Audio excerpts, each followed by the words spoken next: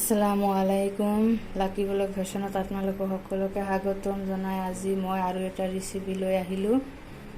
মই আজি কি বনাম আপোনালোকে প্ৰথমৰ পৰা শেষলৈকে চাই থাকিব। আজি মই পায়স বনাম, সেইকাৰণে ইয়াতে জহা চাউল লৈছোঁ 250 গ্ৰাম, 3 কিলো গাখীৰ লৈছোঁ। ইয়াতে নাৰিকল, নিমখ, কাজু, কিশমিশ, সৰু এলাচ, তেজপাত, ইয়াতে আছে চেনি। মোৰ যিখিনি লাগিব পায়স বনাওঁতে সকলোখিনি আপোনালোকক দেখালোঁ। আপোনালোকে মোৰ ভিডিঅ'টো প্ৰথমৰ পৰা শেষলৈকে চাই থাকিব। আৰু যদি মোৰ ভিডিঅ'টো আপোনালোকৰ ভাল লাগে, like, comment, share and subscribe কৰিব নাপাহৰিব। প্লিজ।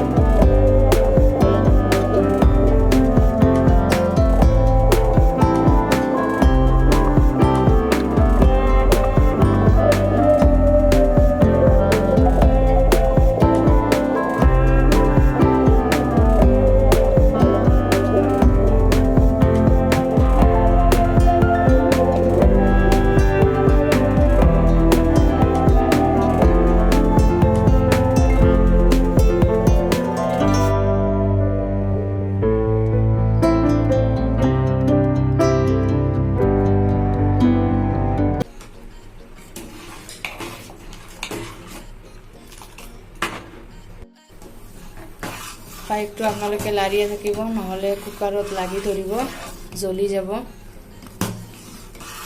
এনেকৈ লাৰিয়ে থাকিব।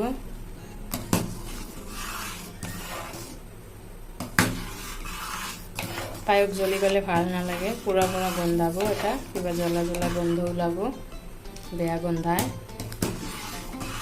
সেইকাৰণে পায়স লাৰিয়ে থাকিব।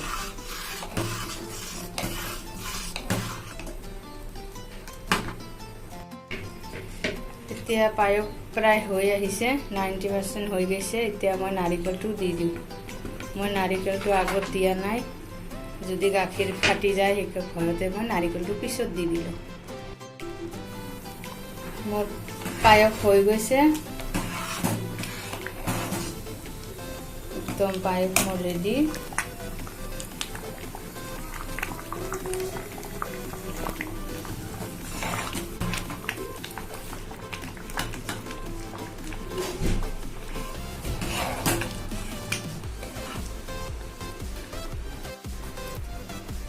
মোৰ পায়স একদম ৰেডি।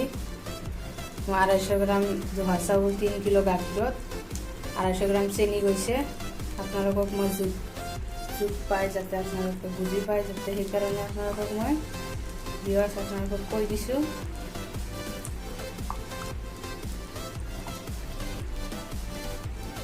250 গ্ৰাম ধোয়া চাউল, 3 কিলো গাখীৰত 250 গ্রাম চেনি লাগে। এনেকৈ আপোনালোকে বনাব, তেতিয়াহ'লে জোখটো বুজি পাব।